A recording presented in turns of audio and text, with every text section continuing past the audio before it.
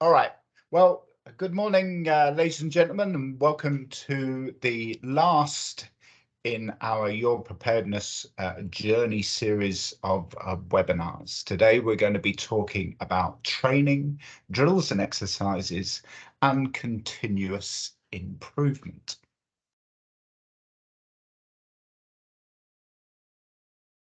He says, okay, so the session objectives today.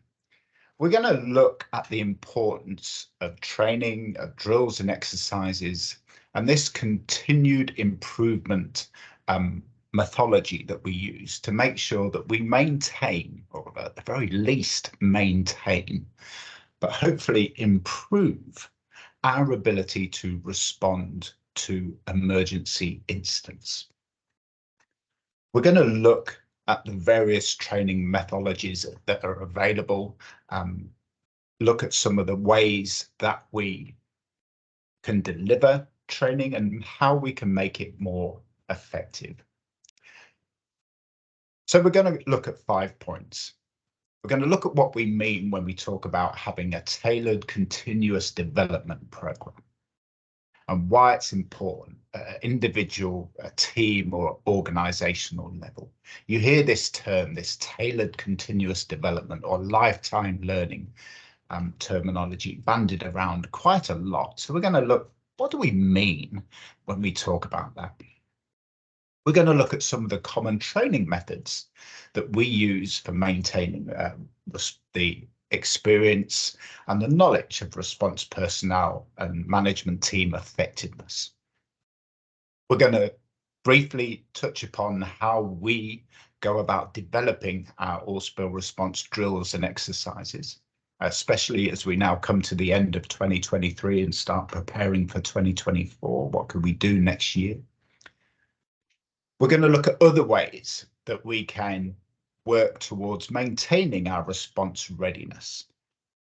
And then last but not least, we're going to discuss some of the preparedness tools that are out there to help member companies develop these plans of action to ensure that if an incident does occur, then what are they going to do to mitigate that? Okay. Tailored continuous development. What do we mean when we talk about a tailored continuous development program? Basically, it means that we need to understand that everybody, every organization, every team, although shares many common aspects, but it's also different. There are differences. People work in different areas, in different environments. There's different facilities. So, and the way people learn is different. So there's not a set course that or training or way that we train that will fit everybody. It's very, very important to us to make sure that we can get maximum engagement with the delegates, with the teams, with the organizations that we work with, to ensure that not only do they absorb the knowledge that they're given, but then they go away and put that into practice. So it's a level of training that's specifically designed to meet the unique needs of the individual team and organization. And we find that a lot when we're talking about, for example, the IMO courses, the IMO level courses, level 1, 2, 3, fantastic courses. They give a really great basic understanding of oil spill response operations. And people see these and think, fantastic, that's what we want our responders to have IMO level 1 response training, which is fantastic in certain respects. But if you're a pipeline company, especially an onshore pipeline company, and you sit through an IMO level 1 course where we're talking about marine incidents and ship spills and what happens to oil when it spills on water, that's not relevant to you. So we really need to make it as the number one point there, the number one bullet point says, we really need to make sure that the information that we give you has relevance to you.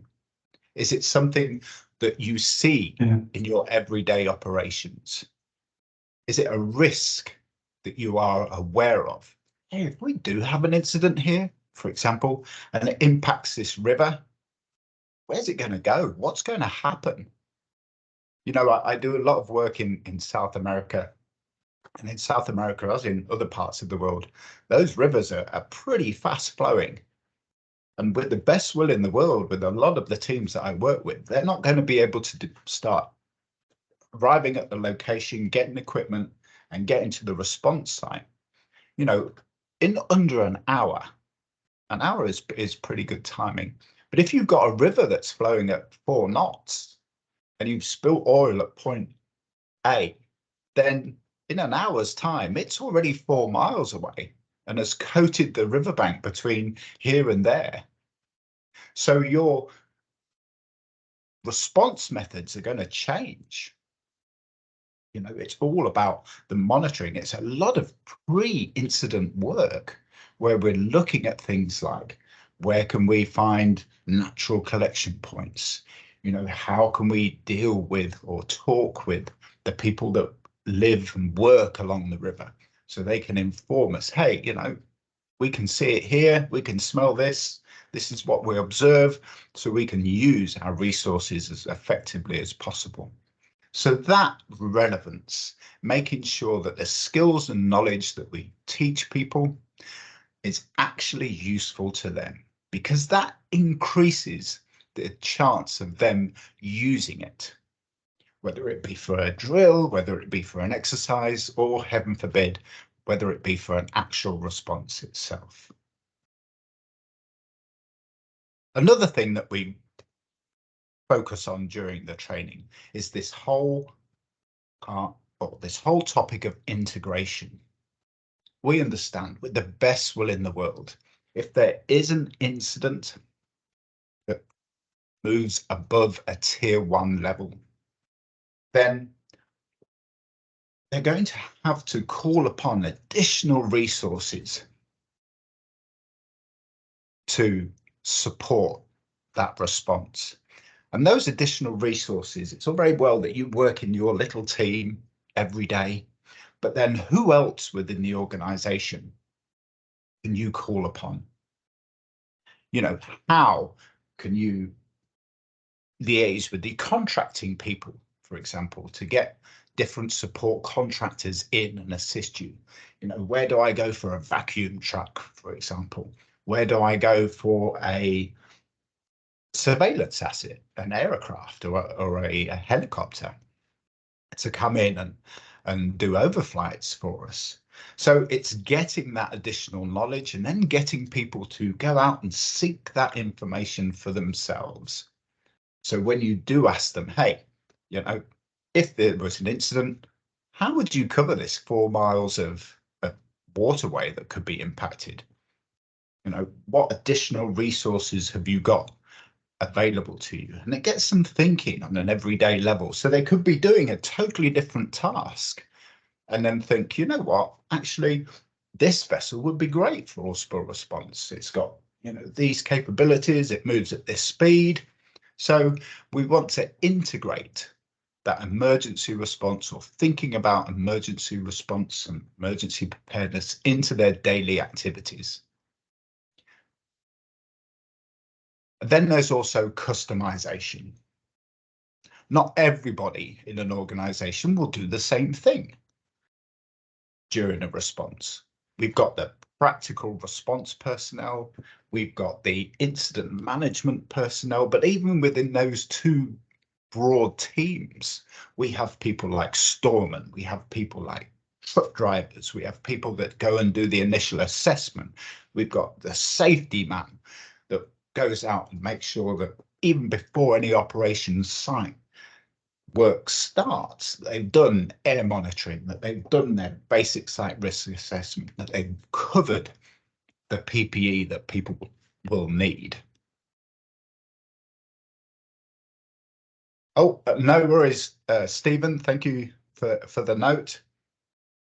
Yes, there will be a link to this recording available later. So yes, talking about customization.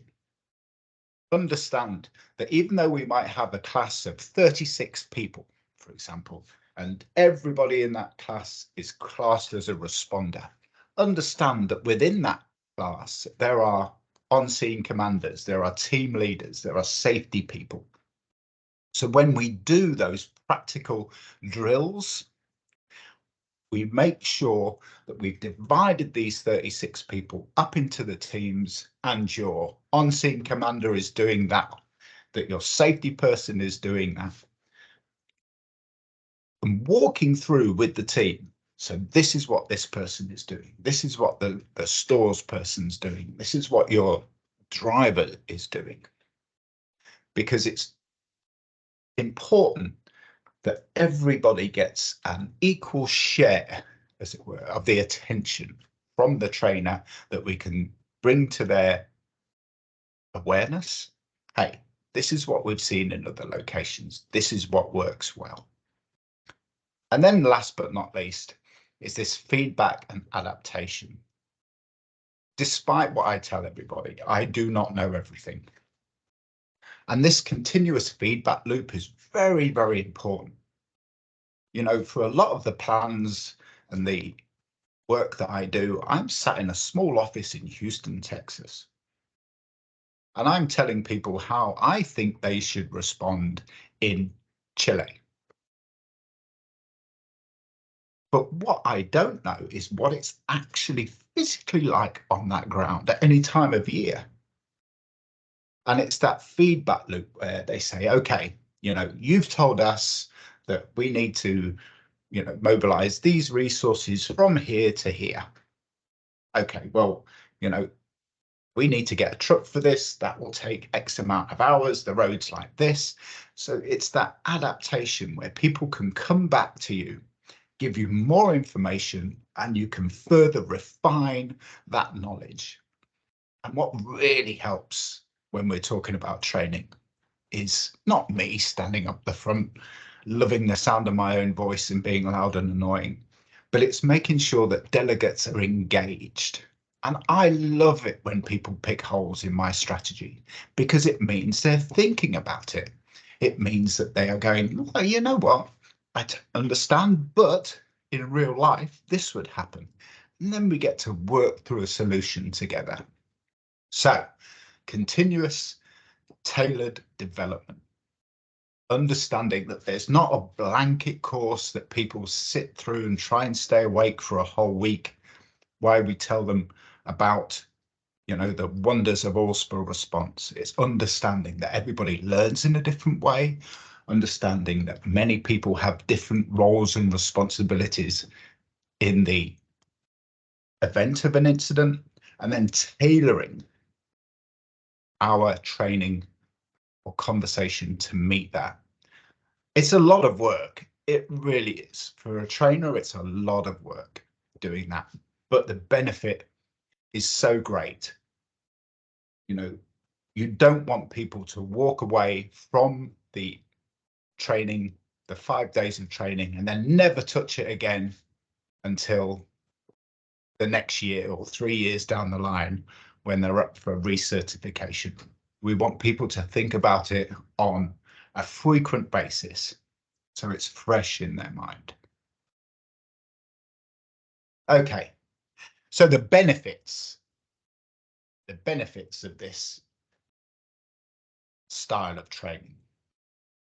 So there's three areas that it benefits. It benefits people as individuals. Everybody likes to be recognized for the work that they do. Perhaps I should temper that. At least I know I like to be recognized for the work that I do. Yesterday, we were sent a test email. Every so often, our IT department send out these emails that are potential spams or scamming or phishing operations to try and get you to click on a link and just to make sure that you're thinking about it. And the email that they sent out yesterday was, congratulations, you are OSRL's Employee of the Month. And typically I'm really good at spotting these, But for a split second yesterday, because, I thought, oh, you know what? I've been working really hard this year. I almost clicked on that link. So that probably says a lot about my personality, but everybody likes to be recognized for the hard work and effort that they put in. So if we can tailor some of the training, and it doesn't have to be whole days, it could be a 10, 15-minute task. And when they bring you back, whatever task that you've requested them to do, you get that, you give them that personal attention. Yeah, this is really good. This is where you've done well. Could be improved, Then they get more job satisfaction. They feel like they're growing as a person. They feel like they're being recognized for the good work that they're doing. And that directly results in them being more confident and being happier in the tasks that they're carrying out. So happier for the company that they work for. Then there's the team performance and cohesion.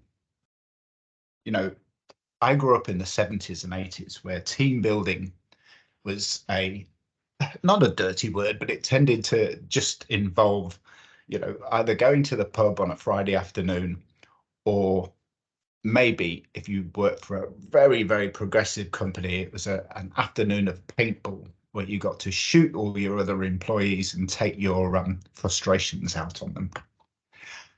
Luckily and thankfully, we've moved on from them. And the team building that we do now is where we're all working towards a common goal, where we take our team, where we get to learn about the individuals within that team, what people's strengths are, what people's challenges are, and how we can all work together to make sure that whatever task that we're given, we can achieve. And in every team, you get different dynamics. You get people that are leaders. You get people that are thinkers and planners. You get people that are just doers, that just want to be told what to do, and they will go and do it to the best of their ability. And it's recognizing those different personalities and then organizing the team so those personalities all get a chance to shine. And then last but not least, you've got the organizational alignment and agility. Gone are the days where we used to go to member companies and their oil spill response team was 20 or 30 people strong that were just focused on the organization's ability to respond to oil spills. Now, if we're lucky, we may have 2 or 3 dedicated people. But in the vast majority of organizations, the oil spill response part is a relatively small part of what people do. They're also focused on H&S incidents. They're also focused on the civil unrest or whatever emergency response aspect they need to be focused on. So it's a small part of their day job. So they have to be agile and take lessons that they've learned with how they would manage a medical emergency, for example, and be able to transfer those into how they would manage an oil spill. If they've learned about the importance of good communication, about how they address others, if they're made aware that, hey, when I get stressed, I get snappy. Okay, so what can I do when I feel myself getting frustrated? How can I be aware of that and adjust how I talk to people? And it's not necessarily you have to adjust how you talk to people. You can remove yourself from that situation and find another way to achieve your goal. But what that allows us to do is to do more with less. So in the actual response part, then we need less dedicated resources. They can be spread across a wider capability. And also it means that they are having to do less and less, let's say, official training courses, because they've got that continuous development throughout the year. where they're always aware of, how can I make this better? What are my risks? If this happens, what would I do? And they're thinking about that. It allows them to be more adaptable and, as it says on the screen there, more agile.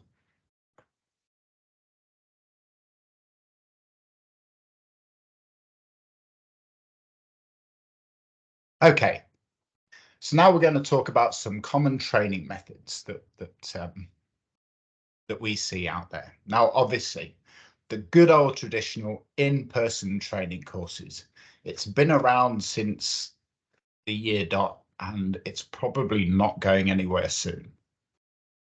In-person training courses, exactly like it sounds. This is where you physically have an instructor or instructors there on site, dealing face to face with the delegates, teaching them whatever skills that they need to learn. In my experience, I found that this type of training is excellent for the hands-on practical response operations, especially in known environments. So if your facility is a marine terminal, you know, in a Caribbean island, then the training that we do with you there can be absolutely specific to your environment. We can draw upon the resources that you have immediately available to you. We can work with the team that you'll be working with. We can go and meet some of your subcontractors that you would call upon to provide additional support and have a look at what their capabilities are and have that discussion. So for the practical hands-on response, in-person training, I would always advise is the way to go, you know, especially in the different areas that you can see on the screen there, the pipelines, marine terminals, ports and harbours, and onshore and offshore operations. And then becoming more popular, obviously now, are the online or virtual training courses. So exactly like the title says. So these are courses that are run remotely, that allow teams to log into a certain system where you'll get a talking head like this, a slide deck, as you can see, and people giving knowledge to the different groups. It can be done where the delegates are sat individually and logging on, or it can be where the delegates are in a whole room all together and the instructor is a talking head on a screen. Either way can work well depending on what information you are giving them. I found in my experience it's good for many of the incident management team member roles. So if we are teaching people how to be, for example, a operations section chief or a planning section chief, or they want to know how they would manage a wildlife response operation, then those kind of role-specific training works very, very well on virtual training courses, especially if it's tied in with the fact that in the next, 2 weeks, 4 weeks, that they're going to do an actual drill where they get to practice what it is that we've been teaching or we've been going through during these virtual courses. Also, in my experience, the virtual courses work better with people that have had previous emergency response experience. The people that have previously worked in an incident management or emergency response team. And then not last but not least, and then we have the hybrid training courses, which obviously are a combination of the two, the in-person training and the online virtual training courses.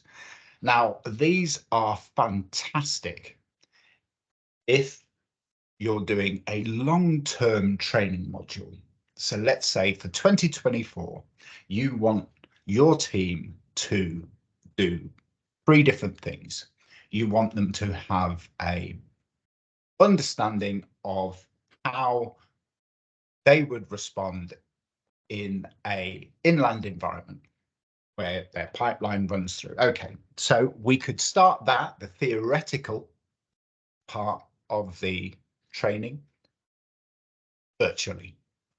Get everybody in a room, go through, hey, this is your risks, this is what happens when oil is spilt, these are the challenges with working in your area, you know, this is some of the mitigation methods that you would use.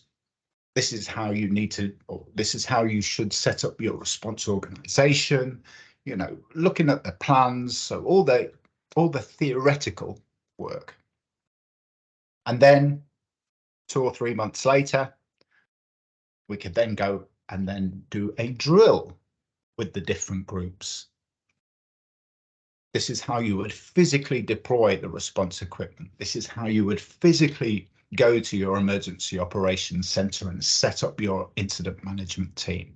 So that face-to-face interaction where you get to walk people through what it is that they would actually do in the event of an incident.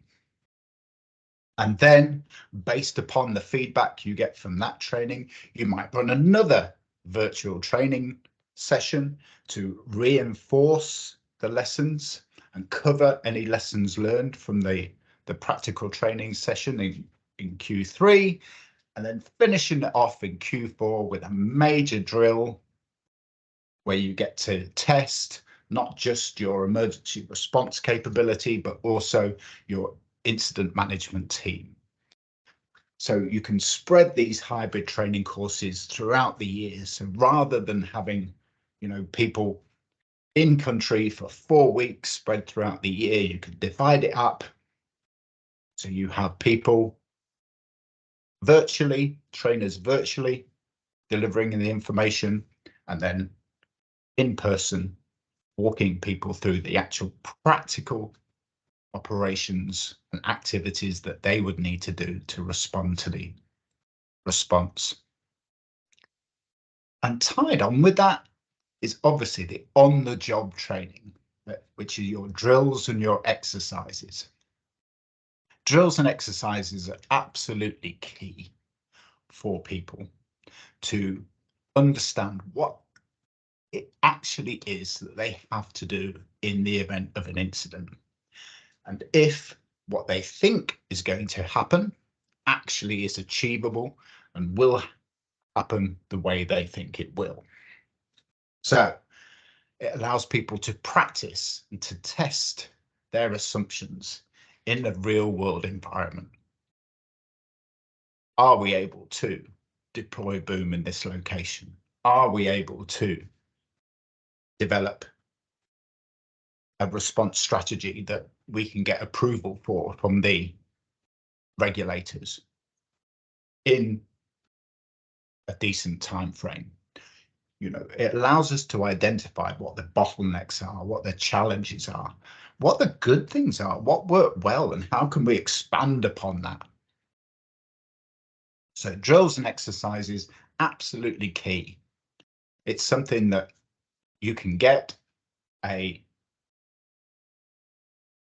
person from Allspill Response or other known agency in to coordinate, work with you and assess, or it's something that you can run yourself. Obviously, there's different drivers to why you'd want to run these drills and exercises, which we'll cover a little bit later. And then last but not least, mentorship programs. So apologies if you can hear the dog barking in the background. We're being attacked by the UPS, obviously. Last but not least, mentorship programs. Throughout any organization, you've got people with skills and knowledge that I could only dream of, and I've been doing this 16 years. There are people out there with specific experience for the operations that they face, and it's heartbreaking when you see this experience leave an organization, if they retire out, if they move on to a different role and responsibility. So these mentorship programs are very, very important.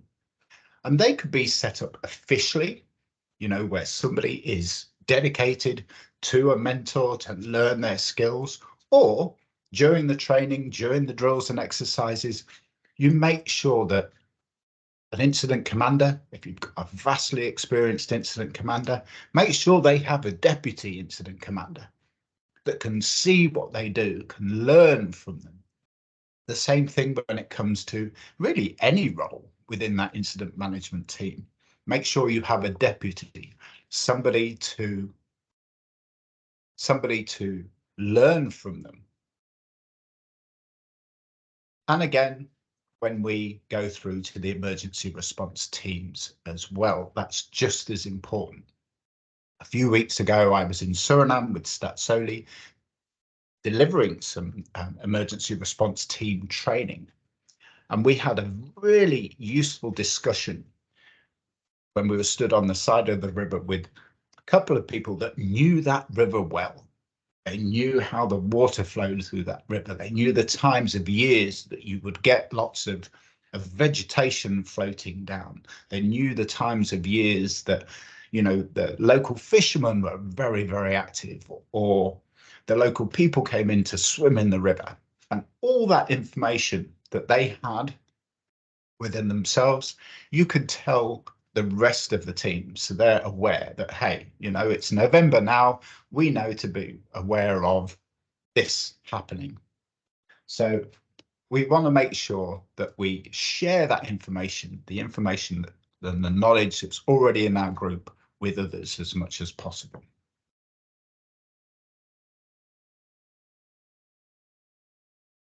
Okay, so now we're going to talk about developing your oil spill response drill or exercise. And before we do that, let's just cover what is a drill and what is an exercise. I don't want to get too bogged down in language, but basically, a drill is where you practice a specific task. Think about the military drill that we do, marching around, coming to a halt and turning left and right. You're practicing a maneuver again and again and again until it becomes second nature. And this is exactly the same if we run an emergency response drill. We are practicing a specific action or task, whether it's deploying a piece of boom and skimmer in a certain area, whether it's developing our waste management plan, whether it's developing a incident action plan or an initial briefing document. We are practicing doing a certain role or action. Exercises, as it says there, are broader in scope. So this is where we give personnel and delegates a little bit more leeway in how they achieve the goal that we want them to achieve. So it's not as rigid, it's not as structured. We give them a scenario to deal with. This has happened. What are you going to do? Now we can guide them and assist them when we come up with their goals and objectives for the exercise. But generally, what they do to achieve the goal is really up to them. They draw on their experience, on their knowledge, on their training. So it can be a lot, as it says there, broader in scope.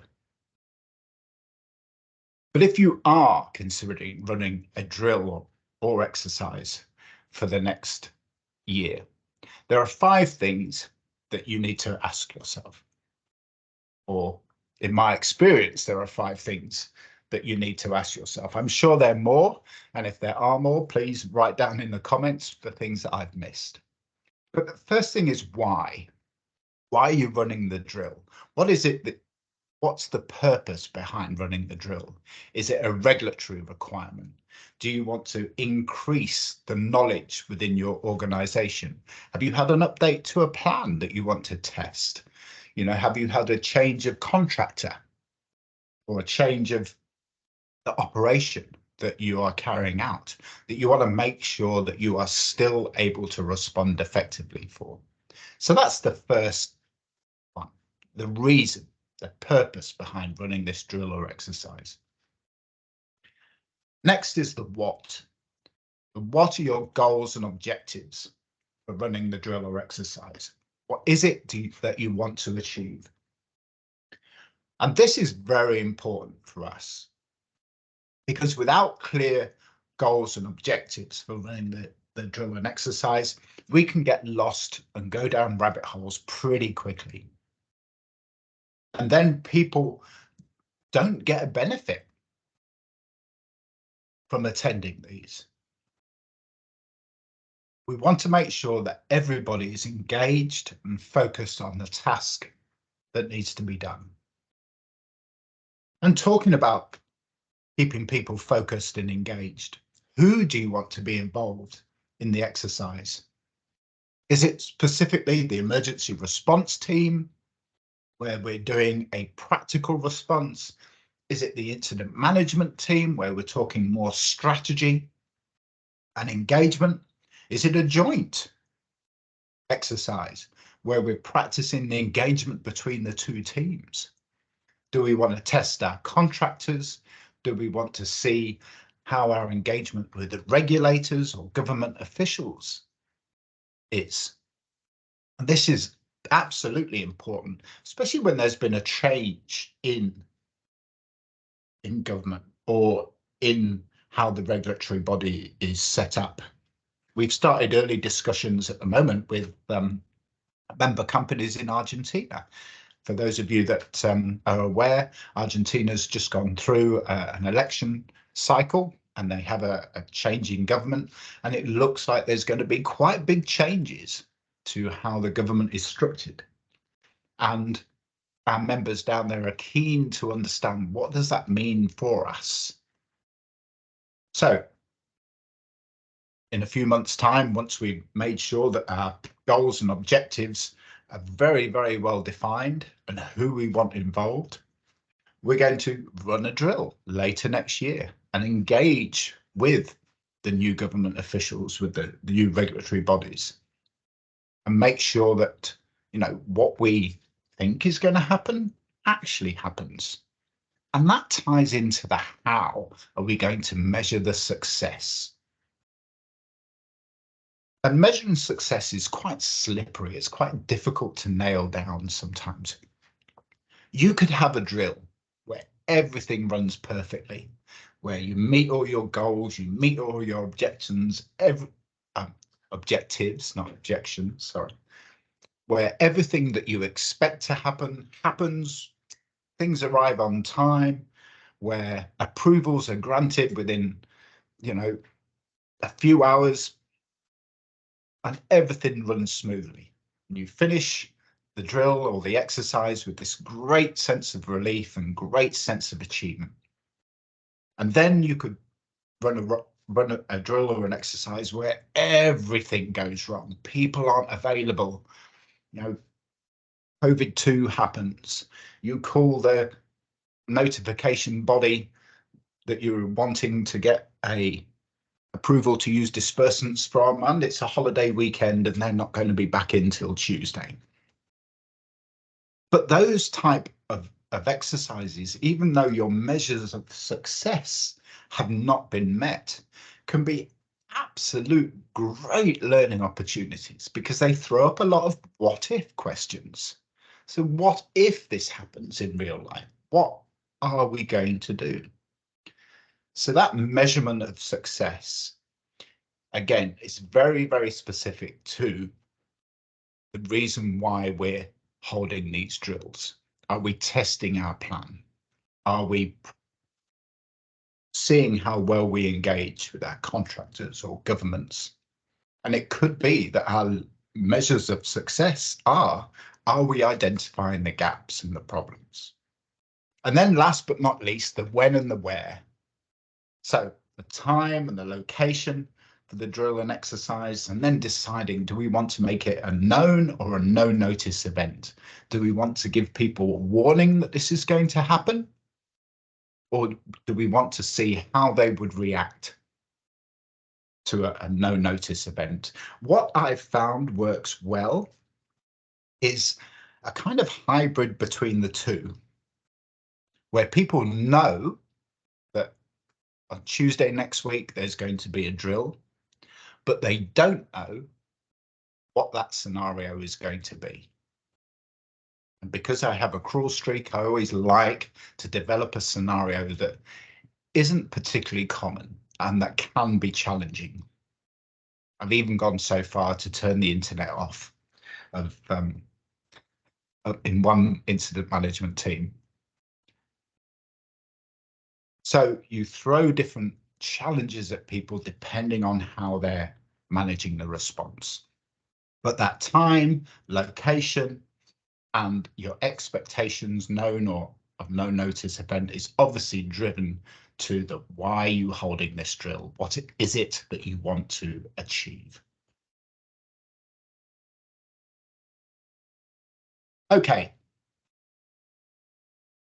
So what we've talked about here is we've talked about specific events. So holding training, where you get everybody in a room or on a webinar or on their computers for a certain period of time, and we give them information. We've talked about running drills and exercises where we get our teams together and we run through a scenario at a specific time.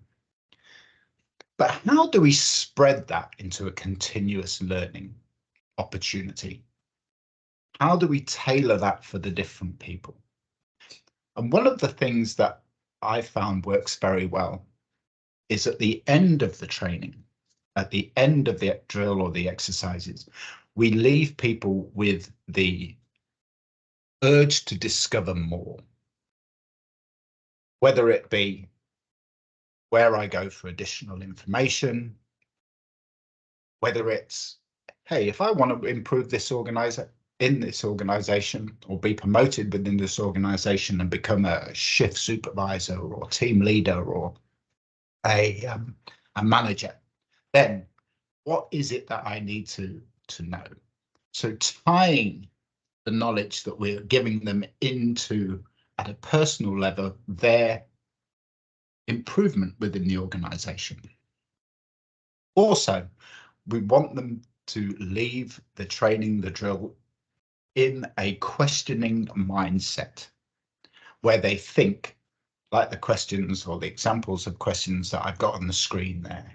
You know, if I was notified that there was an incident, what would I do? What's my first action?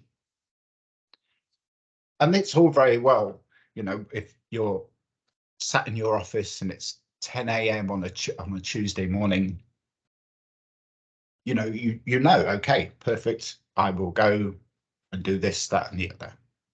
But as we all know, incidents very rarely happen 10 a.m. on a Tuesday morning. I hope I just haven't jinxed it. Now I'm going to touch wood.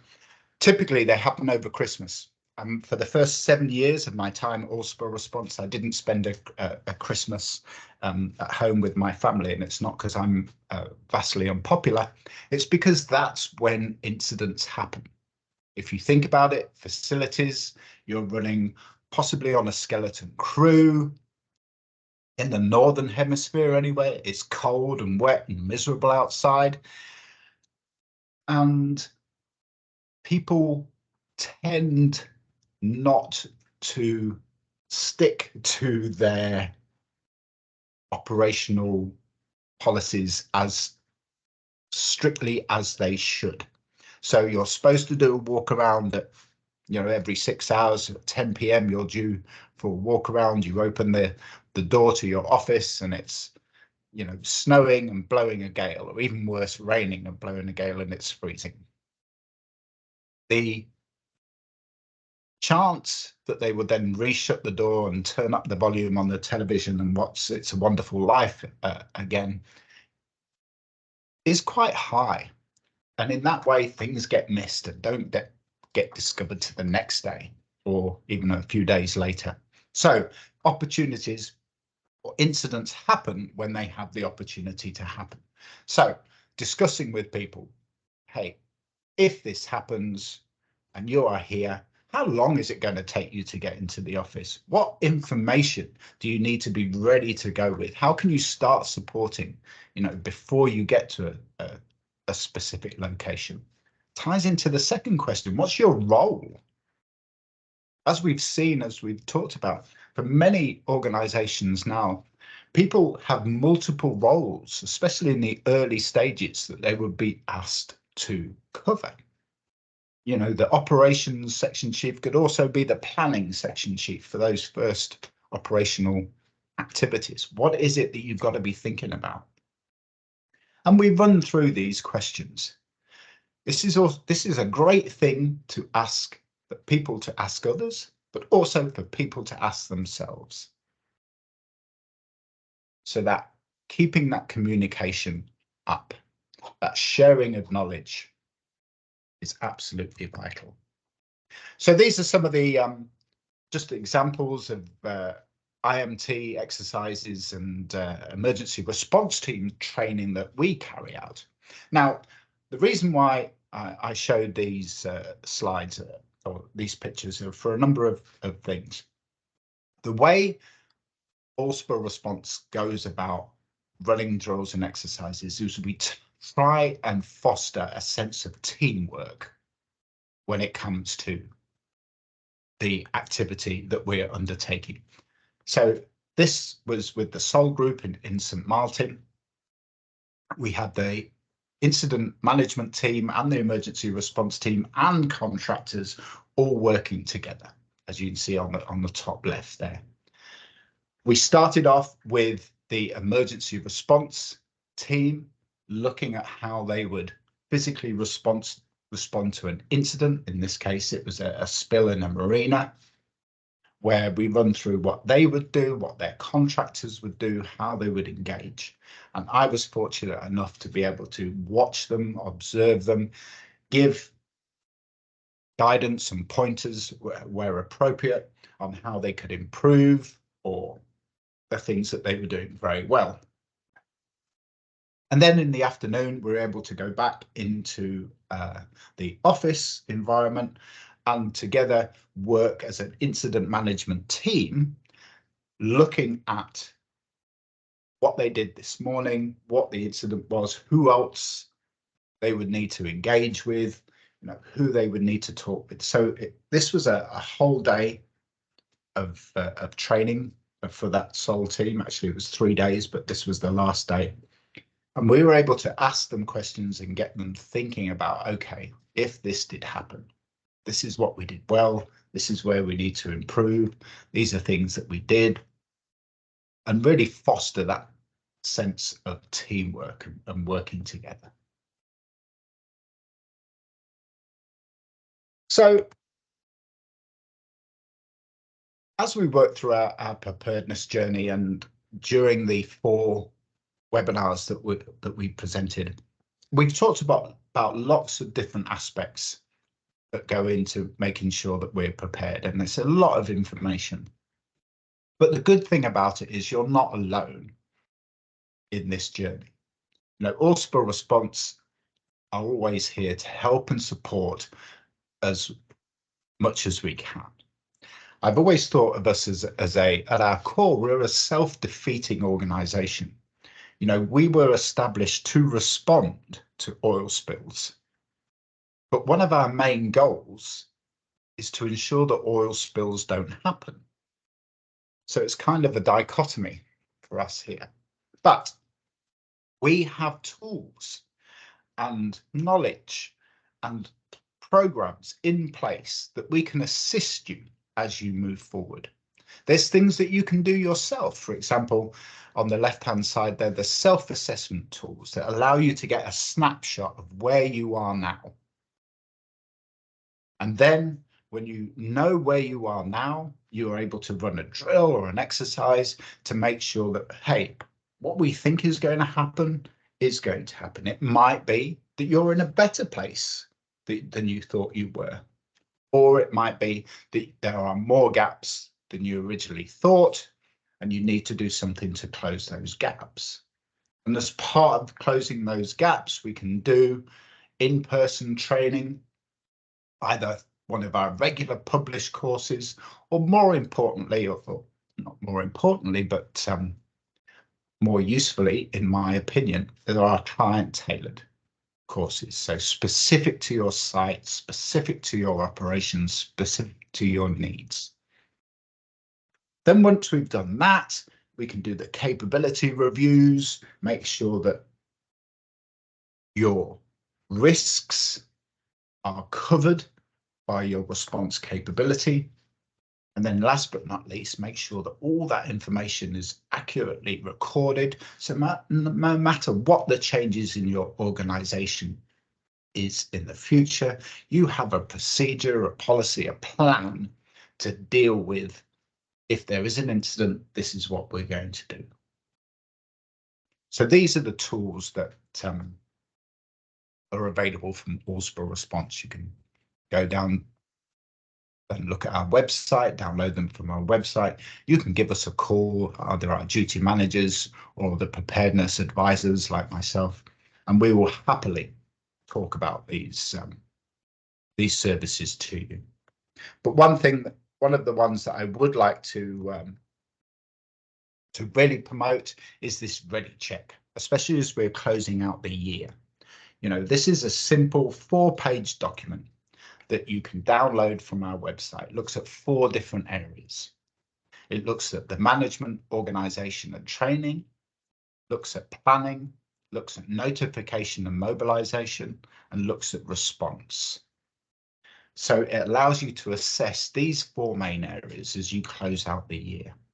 You know, are you doing things well? Do you feel confident in your abilities? Are you on the fence a little bit about your abilities? Or do you know that you need to do something about that? And what these quick little Ready Checks help you to do is identify what is important to you. What do you need to do next year to make sure that you maintain this level of preparedness? It would be lovely if we're all sat here with an infinite amount of time and an infinite amount of resources available to us to deliver all the trainings and all the drills and exercises that we want next year. But I think for the vast majority of us, that's just not the case. We only have a set amount of time. We certainly only have a set amount of resources. So we want to make sure that we use those as effectively as possible. So those resources, you know, we need to put into where they're needed. So using a Ready Check tool like this at least allows you to focus in on the areas where it's relatively quick, easy, and cost effective for us to improve.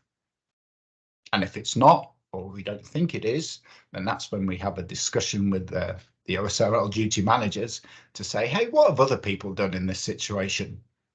Because you never know, there might be some experience, some activity out there that we haven't thought about, that we could then take from another opportunity or another organization and promote in ours. So the OSR Ready Check, great little quick tool to use and get that snapshot of where you are now. Okay. So, like we said during the training, even though this webinar is coming to a close, hopefully people have questions and they want to learn more about emergency preparedness and Allspa response in general. So we are always available to you. You can see on the left-hand side of the screen there, we've got our website, which is www.allsparesponse.com. And then below that, you have my email, which is tristanbarston@Allspa Response. I'm part of the Houston response team, which is the next email address below that. And then we have the duty managers. So I would divide those 3 emails up into 2, which kind of makes no mathematical sense. But for preparedness questions, I would contact myself or the Houston department.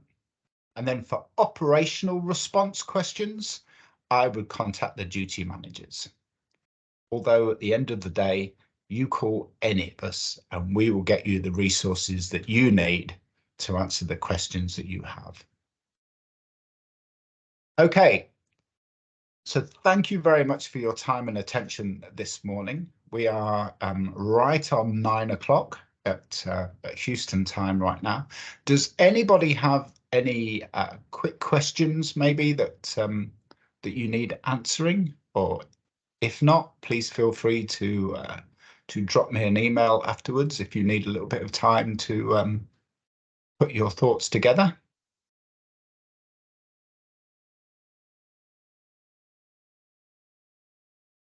No, silence. No. Put everybody to sleep. Okay, Yeah. perfect, perfect. Well, again, thank you very much, everybody, for your time and patience during these exercises and webinars. Now, one thing I will say is webinar number 3, which was choice of response equipment, how we go about maintaining our stockpiles. I can't add 3 to the time zone that I'm in, so I was an hour later for that. I am in the process of recording that, and that will be available on our website soon. However, if you would just like a PDF copy of the webinar itself, so the slides themselves, please drop me an email, let me know, and I'll happily send it to you. Okay.